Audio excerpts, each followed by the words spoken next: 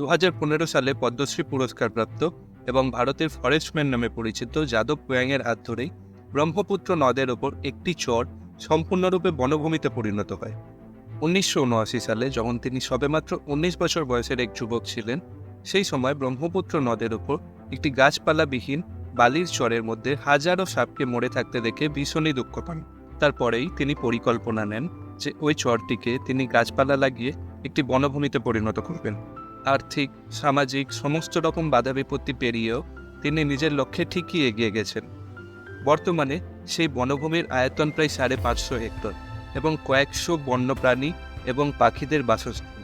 2013 সালে যখন চোরা শিকারীদের প্রকোপ দেখা যায়, তখন তিনি একা হাতেই সেই বনভূমিকে রক্ষা করেন। বনভূমিটি ওনার নাম অনুসারেই মোলাই ফরেস্ট নামে পরিচিত।